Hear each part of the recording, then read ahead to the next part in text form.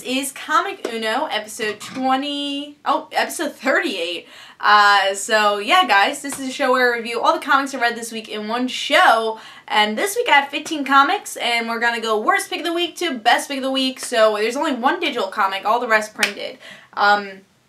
Let's get started. What was my worst pick of the week was number 15, which was Uncanny X-men, issue 18.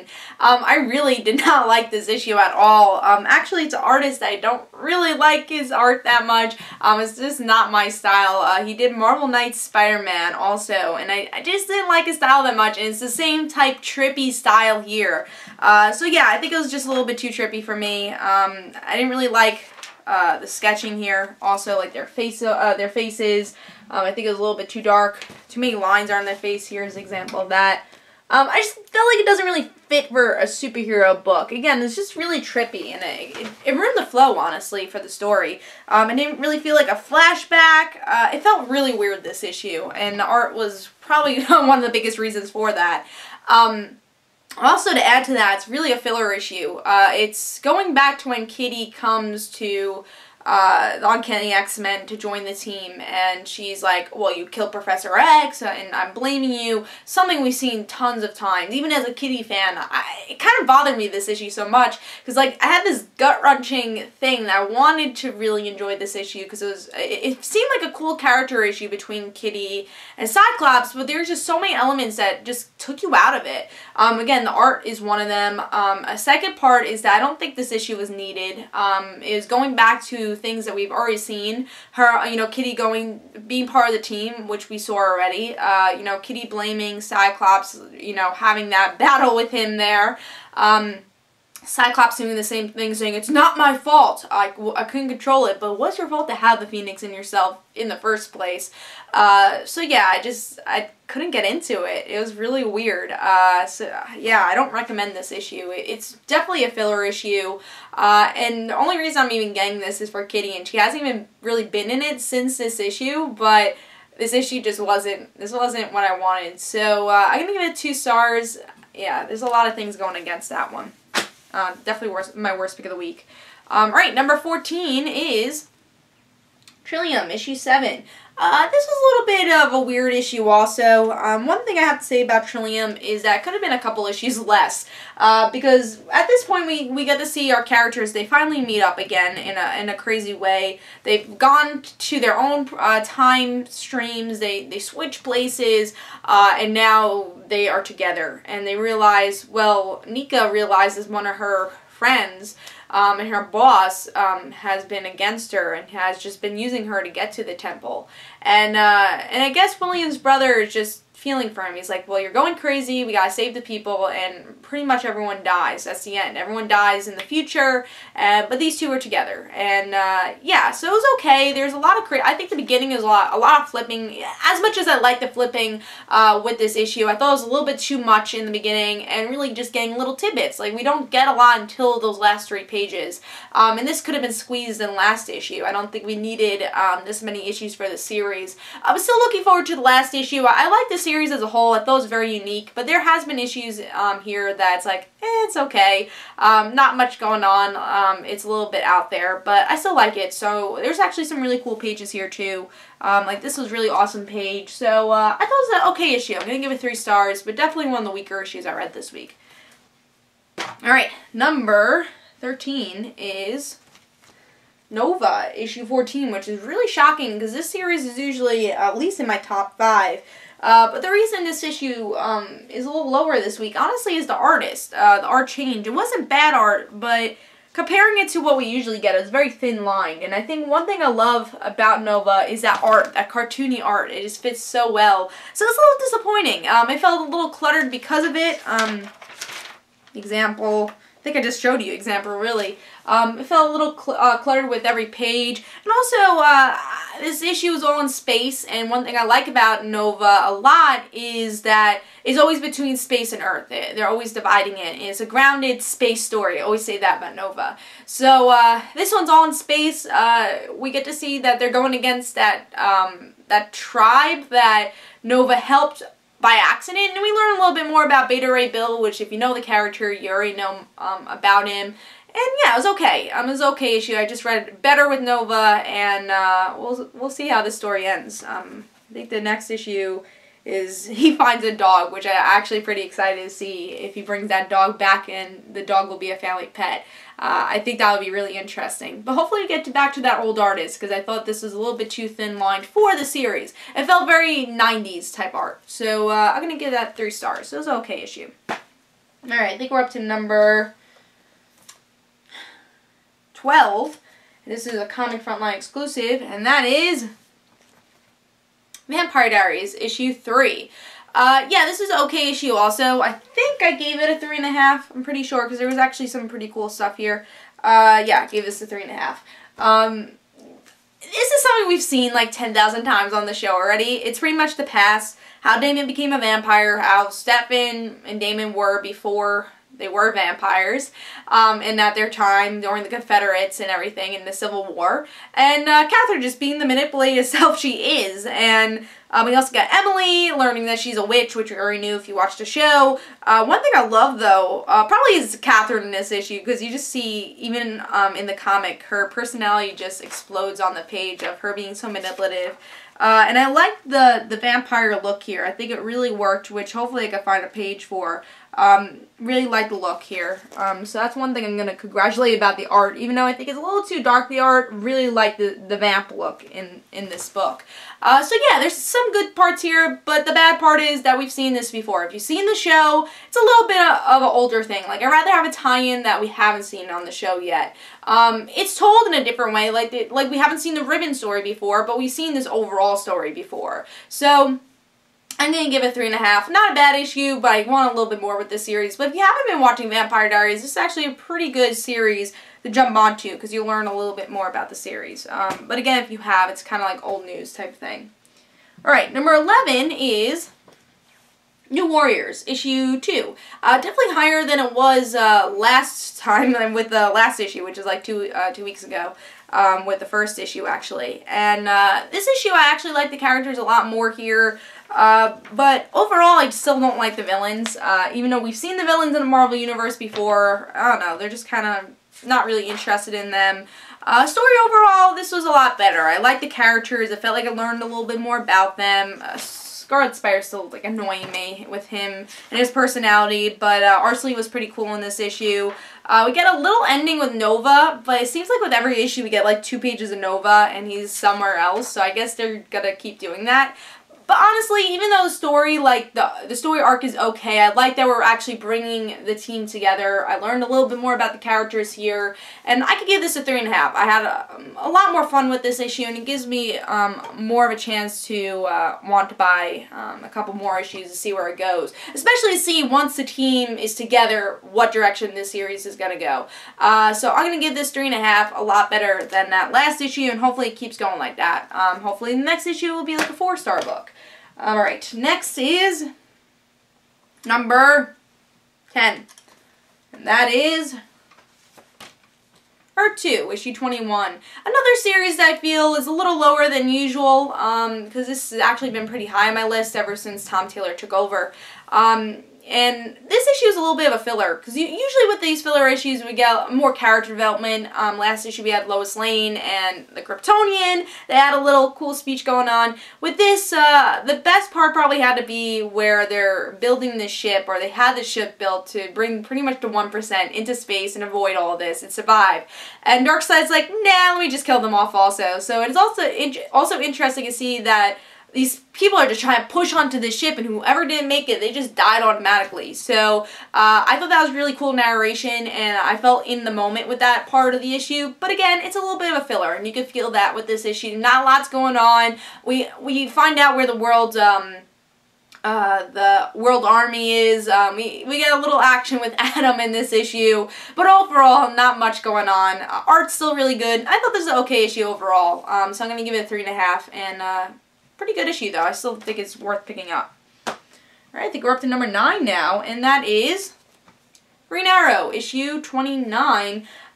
This is actually a cool issue, but with Green Arrow, with the story arc in general, I like the characters and everything. I like the direction, but overall, I don't know if I really like the Arrow story, the Shield story. I don't know if I'm totally into it. I think it's a little bit too dark for Green Arrow. I'm learning that, and it's been a big story arc with this whole Outsiders war. But what makes me keep with this story is that there's like sprinkles of interesting stuff. And what happens in this issue, we get to see Oliver's half-sister, who's like a crazy child person who likes murdering things. No, but really, she's just a little girl who murders because of her father, quote-unquote father. So it's interesting. She finally finds the truth. Oliver is her brother, and in the end, we got a crazy cliffhanger with Oliver being shot in the head by her father, quote-unquote father.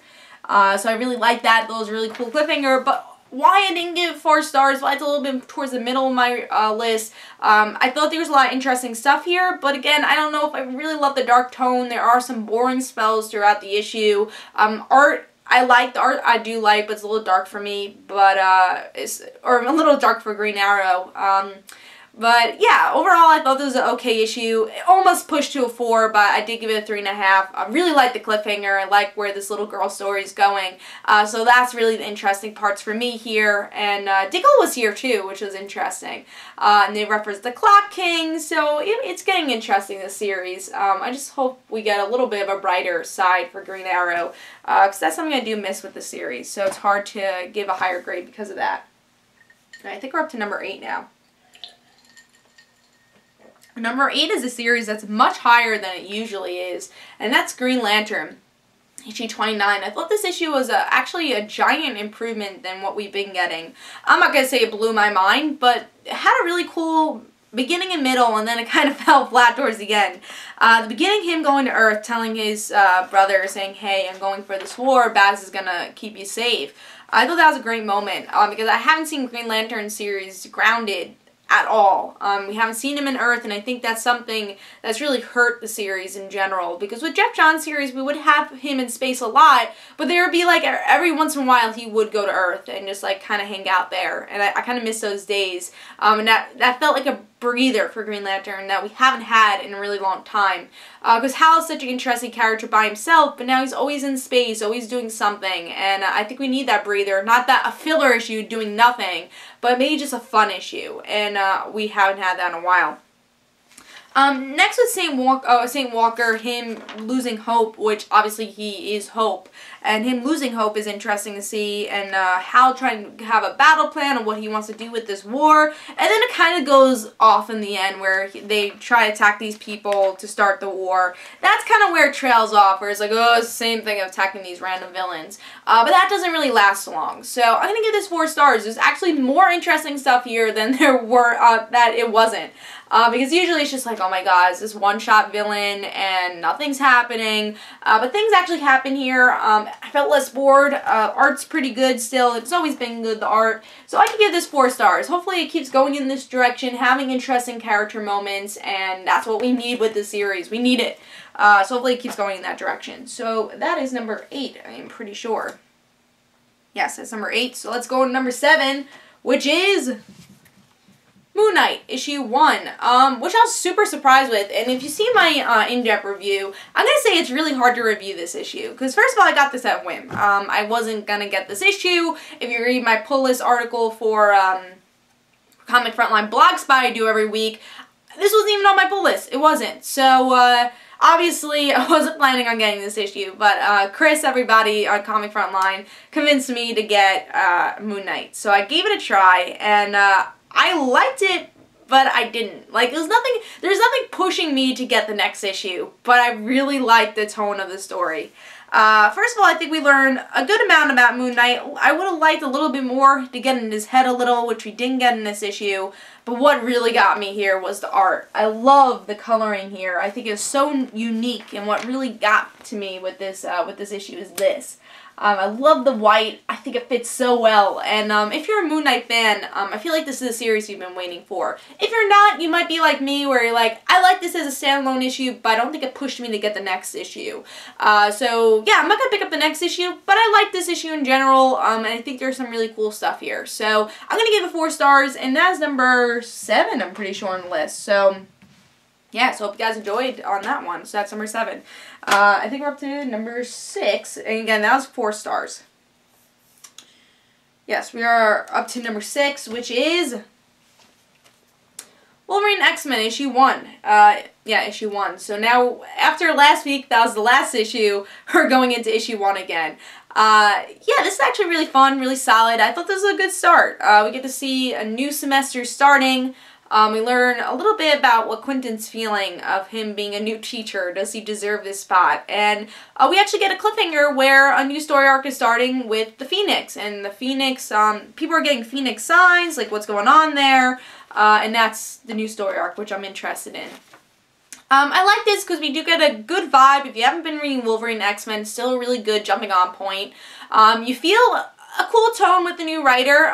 It still feels very Jason Aaron to me, so it feels like the same tone, but you can tell it's a different writer. I feel like there's less comedy in it, there's definitely more character and more emotion in this issue than there has been with Wolverine and X-Men.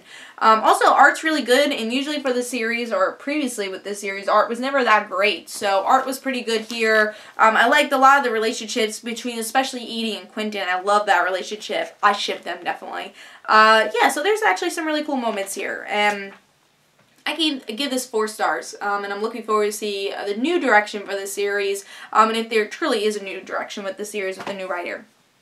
Alright, so now we're up to top 5, and before I get to top 5, I just want to say, there wasn't a lot of issues that impressed me. I would say my top 2 really impressed me this week. Everything else was kind of mediocre, or just like kind of solid issues. I just wanted to say that, so maybe the top 5 wouldn't be in my top 5 usually if it was another week, but there were, you know, some okay issues this week and not a lot of, whoa, that was great issues. So I just wanted to say that.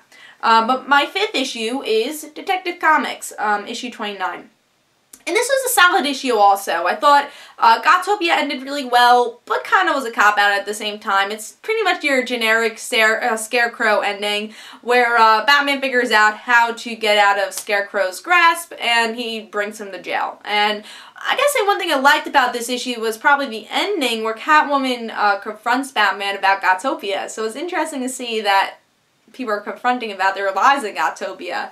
And Catwoman's like, I kind of like being your partner. And Batman totally shrugs her off and doesn't say anything. I thought this was a really good ending for John Layman. Gotopia was a really solid arc. I don't think it needed tie-ins. That kind of made it lacking for me. Part 1 I felt was a little bit better, but overall it was a cool arc and really worth the 3 issues. I wouldn't want to see a 4-issue arc for it. A really good 3-issue arc.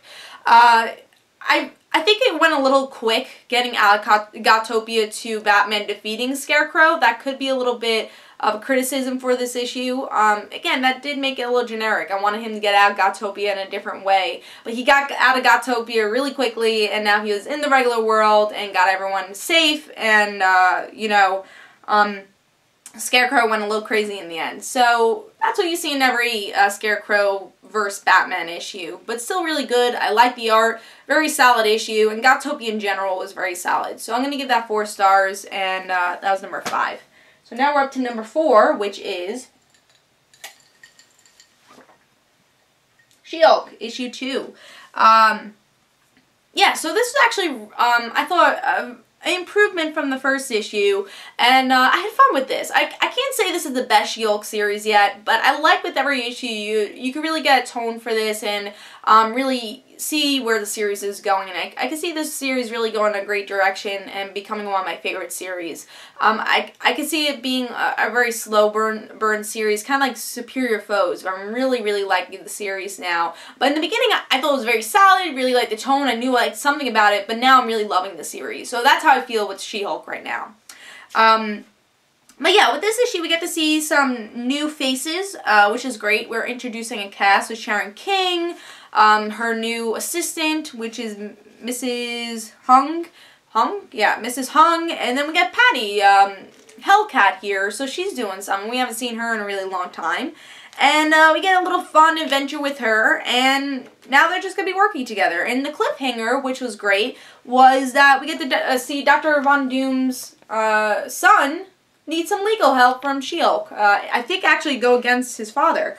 So, there, you know, there's actually some really cool stuff. A good setup, I had some fun with this issue and a good cliffhanger. I think that brings a solid issue. I'm not really annoyed with the art. I didn't love the puffiness of the art, but I'm getting used to it. So I'm going to give this 4 stars. I think it was a really solid issue. I really like the cast they're bringing here, and I can see some really fun adventures. And it reminds me a lot about Hawkeye, but a lot with Daredevil also. So it's a good combination with both, and hopefully we get to see some really fun Jen moments here. That's probably one of the things I have to say with the series, that I haven't seen a fun Jen moment yet, and that's what I really want to see. That really says, wow, I like S.H.I.E.L.D. But I'm really looking forward to see where the series goes. And that was number 4 on my list. So number 3 is Jupiter Legacy, issue 4. So I don't have the actual digital copy with me, but I did read it digitally. One of the reasons I couldn't give it a 4.5, first of all, is because it's been delayed since September. We waited for this issue since September. It's February now. No, it's March now, and we haven't gotten Jupiter Legacy, which issue 3 ended in a way you're like, whoa, this is a great issue. I still remember the issue since September, and I read a lot of comics, but that was definitely a memorable issue. But yeah, this issue is really fun because we get to see about 10 years later with our main character, and her brother is running the state, everyone's afraid of superheroes, and she's staying under the radar, and her brother does end up kind of finding her in the end. So I'm really excited to see that. I really like this issue. I thought it was really, really solid. Oh no, actually I think I gave it a 4.5. Let me see. I think maybe I gave it a 4 or 4.5. No, I did give it a 4, but it was very close to 4.5, obviously. Art's still a little on the weird side for this series. I don't know if I could totally get into it, but I really like this issue in general. I'm looking forward to see what happens next. It was a good cliffhanger. I like the story of where she is now with her son. I really liked their family dynamic. Really enjoyed that. And it's interesting to see their different roles now that's, what, 5-7 years later. And the flashbacks are okay. There's this beginning flashback learning a little bit more about the parents, but I thought it tied in very well with the story. Very solid, almost a 4.5. Still can't quite get to the art. Still very delayed, and I totally recommend Jupiter Legacy, though. Maybe for trade, though, if you don't want to wait like 7 months for an issue.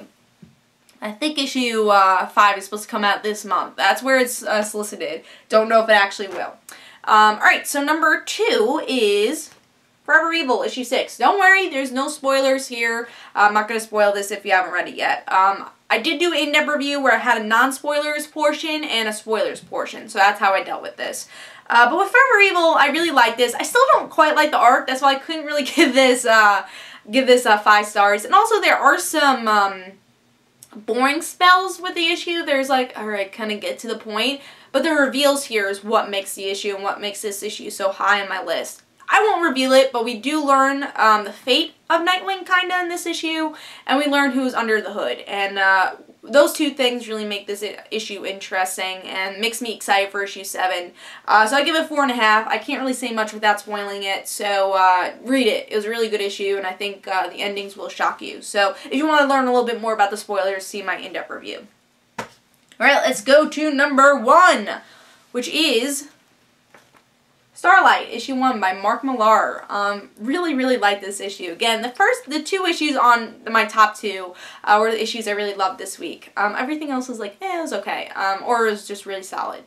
So yeah, Starlight, I love this issue this week. I wasn't expecting much with it. I didn't really know much about it. I was a little scared to get it too, because I love Millar's writing, but you always have to wait so long for it. So I was like, is it worth getting into another Millar series? I don't know. But I was like, let me give it a chance. And I'm really glad I did, because it's about a hero who went to space for a while. He was a hero there. He was a warrior in a way. And he comes back to Earth. People don't believe him. He was in space. And he, I guess, was a crazy person. But yeah, now he has this regular life where his sons don't really care about him. His love of his life that really made him want to live was his wife who died, and we get to see her funeral and how much he cared about her. And I think that's what really made me love this issue, is that impact and that relationship. We had a flashback with her and her eating dinner with him. And they seem like these normal people, which was so interesting about this, is this normal guy who lost his wife. But then we get to see those parallels of him being this superhero from outer space. But going back to it, his wife, sort of this couple, couldn't really afford anything, and paid for their dinner and saying, do this when you're older. And I thought that was so cute, and you really get to see who these characters are about, and that's what I loved about it. You got to see that this guy was this quiet old man who really loved his wife, was retired. You know, it was cool. You could see that this guy could be your grandpa in a way. Art, I thought, was pretty good. There was times where it's like this guy's mouth looked a little weird, but I thought it fit the series pretty well. I really liked the bright colors here. But another thing I liked was that moment. Again, we have that flashback, and you hear like, to me, I was hearing noise kind of in a cinematic way. You're hearing noise, like, of outside, and then you hear that silence of the funeral, and I felt that emotion, that impact with this issue. So I gotta give this 4.5 stars. Really enjoyed this. Looking forward to see where the series goes, and there's a really cool cliffhanger that I talk more in an in-depth review. Looking forward to this. Really surprised. Love this issue. Best issue. This was definitely best issue of the week. After I read it too, I'm like, I think this is going to be my pick of the week. So, really glad I picked that one up, especially in hard copy. So, really enjoyed that one. Totally recommend it. If you haven't picked it up, I think it was a little bit under the radar, so definitely pick that up. Hope you guys enjoyed. This is Comic Uno, and guys, don't forget to follow me on Twitter for Comic Uno and the Red Situations, and this is Comic Frontline also. Of course, I'll have Comic Uno episode 39 next week, and I will see you guys later. Bye. And also, in the comments below, tell me your worst and best pick of the week. Bye.